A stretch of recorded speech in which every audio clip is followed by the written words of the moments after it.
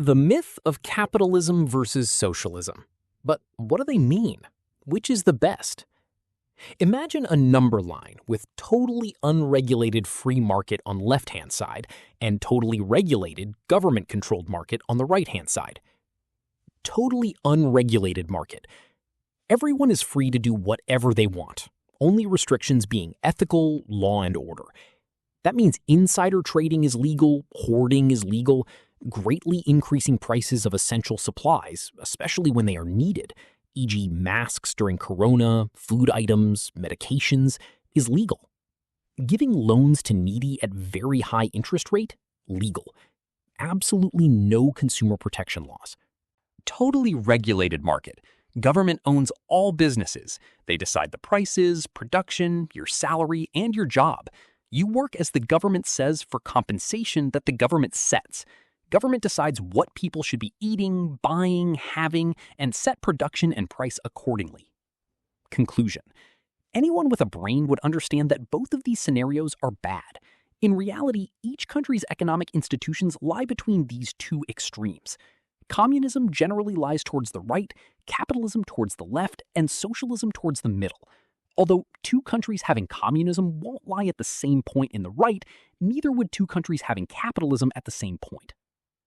I know that some people in the US associate the Nordic model with some sort of socialism. Therefore, I would like to make one thing clear.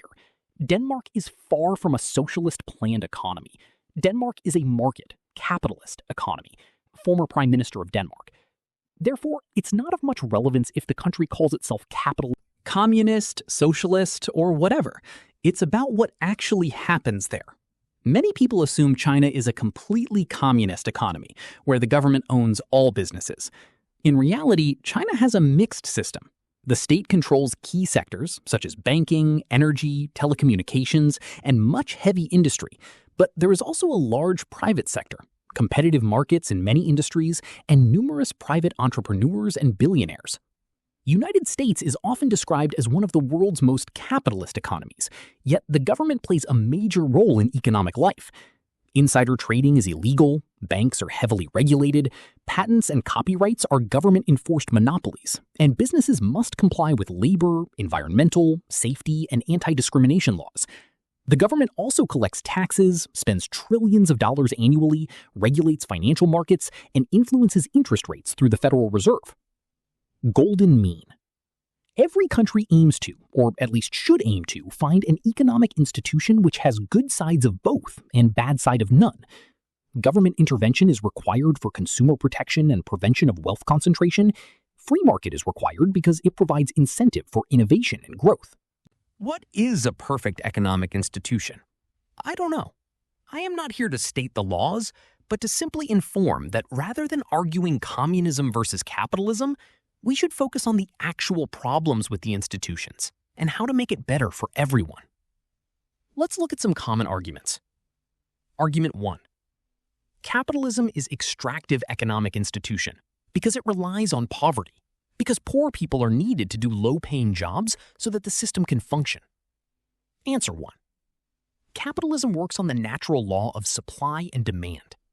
If a country has more cheap labor, jobs like cleaners will be low-paying. But in a hypothetical scenario, if all people were suddenly rich with no one to do the cleaner's job, the demand for this job will rise, and with its salary, and then the cleaner's job would become a high-paying job. Argument 2. Despite supply and demand, the government can still make minimum pay and union laws to increase the salaries of low-paying jobs. Answer 2. Yes, it's the government's job to provide every citizen with basic human necessities and quality of life. It can be done through increasing minimum wages and providing financial supports to the needy. However, this has limitations. The government can't make a cleaner's salary equal to a doctor.